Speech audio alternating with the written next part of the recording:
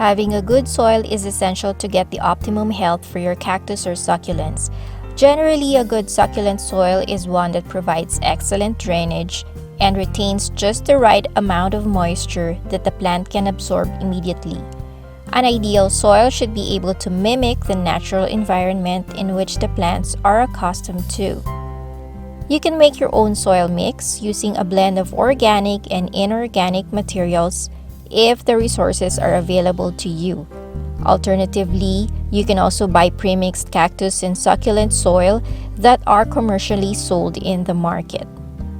Personally, I do not make my own blend simply because the ingredients that I prefer are not readily accessible or are not practical for me to purchase individually. For this reason, I buy pre-made cactus or succulent soil from garden centers. I may use them straight out of the bag, or I may add amendments to it depending on what type of succulent I am planting. In this video, I will show some of the commercially sold cactus and succulent soil brands that I have tried. We will look at their ingredients and test their ability to absorb and drain excess water. I will also discuss the advantages and disadvantages of using a commercially sold cactus and succulent mix. I encourage you to watch until the end of this video because I will show a certain type of soil as bonus information. What I found out surprised me as well. This video is not sponsored by any of the soil brands that I will be showing. I chose these brands because these are the ones that are available in my location.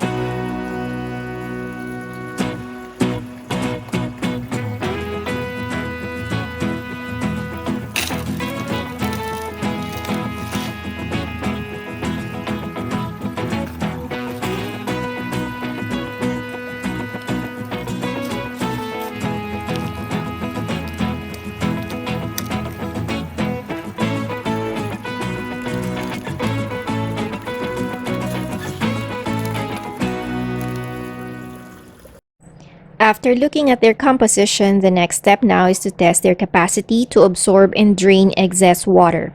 I tested each soil brand by doing two styles of watering.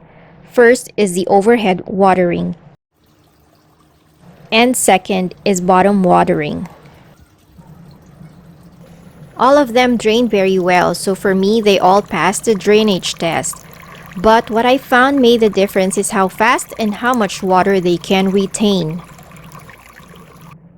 In both methods, I started by making sure that the soil is bone dry. I used the same pot size to ensure that I use more or less the same quantity of soil.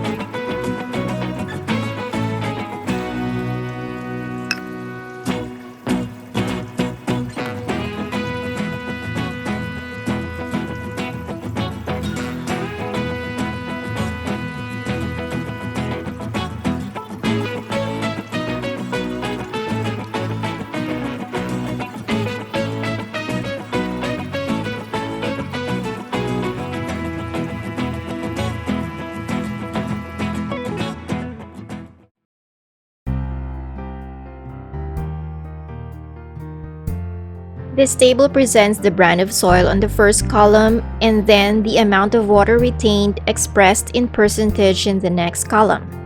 Based on the data I gathered, Miracle Grow retained the most amount of water, retaining 50% or half of the quantity of water poured over it. Black Gold and Kellogg's retained the least amount of water at 13%. This did not come as a surprise as these two brands are very gritty or chunky. Let us see now the results of my bottom watering experiment. I found out that while some soil brands absorbed more water when bottom watered, the order according to the amount of water retained by the different soil brands remained the same. Miracle Grow still absorbed the most amount of water, and the Kellogg's brand absorbed the least amount of water. Note that the figures I derived are based only on the two most common methods of watering our succulents planted in containers.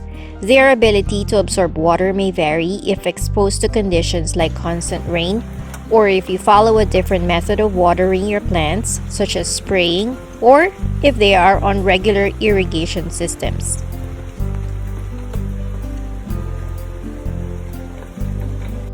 Choosing the right kind of soil mixture which will suit your needs will depend on a lot of factors like your climate, the type of pot that you use, the kind of succulent that you are growing, your method of watering, and most importantly, your budget. For instance, if I were to choose a brand based on my needs, I will most likely choose the Dr. Q's brand of soil. I live in a hot and arid environment. I do overhead watering. Our humidity is always very low, and since I have most of my cacti in terracotta pots, my soil dries out fast. Thus, I will need a soil that quickly absorbs and holds moisture. The downside to this is Dr. Q does not have fertilizer added to its soil, which means that I would have to add my own fertilizer, such as worm castings. On the other hand, if you live in a rainy and humid climate, the grittier soil brands like Black Gold and Kellogg's may be the better option for you.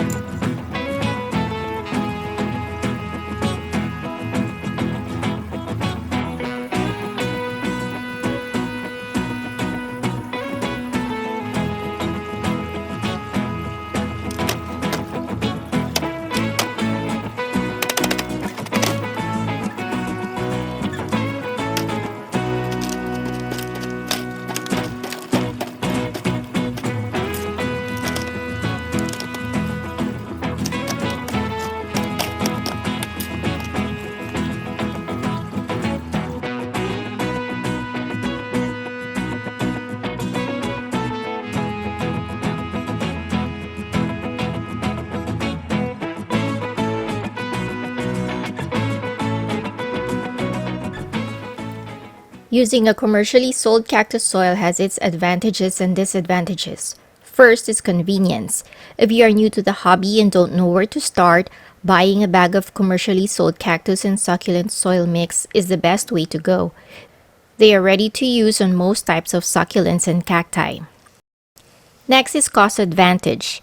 Buying bags of all the different ingredients that is needed may not be cost effective if you only have a few pots to fill up. In my case, the ingredients that I prefer to be in my soil are not readily available in my local stores. Pumice, small-sized lava rocks, akadama, turfis, just to name a few, are not easy to source in my location. I can order them online, but the shipping cost will be high as they are heavy bags of soil amendments. The best thing I can do is buy a pre-mixed cactus soil and make some adjustments to it to suit my preference. On the other hand, when you buy commercially sold succulent soil, oftentimes you get what you pay for. The more expensive pre-mixed bags may have better quality ingredients, but the brands that I just showed in this video are priced relatively lower in the market. To make their products affordable, commercial sellers add some cheap or low quality ingredients in their mix. Some mixes contain a lot of big pieces of sticks or wood as fillers. Many add peat moss as it is a low-cost ingredient. Personally, I do not like a succulent and cactus soil that contains peat moss. Peat moss has a tendency to get compact over time and are very hard to rehydrate when they are bone dry. Then there is also the argument of the harmful effects to the environment when harvesting peat bugs. Another disadvantage of buying commercially sold succulent mixes is the lack of consistency on some brands. For a while, I have been using the Black Gold brand, but just recently, they changed their formula to contain peat moss as well. I bought a couple of bags of Kellogg's brand and was very happy with its consistency, having fine organic material and lots of pumice and sand. But then I also opened a few bags that contained a lot of bark and very little pumice. If you also notice on some bags, the ingredients will vary depending on which state they are produced or sold to. I am not sure why they do this, but it is very confusing for us buyers as we do not know where the bag we got came from. I hope you find this video useful, and if you do, share it to your friends whom you think would benefit from the information shared here as well. And don't forget to share your thoughts in the comments section below. I will talk to you again soon. Until next time, bye everyone and cheers!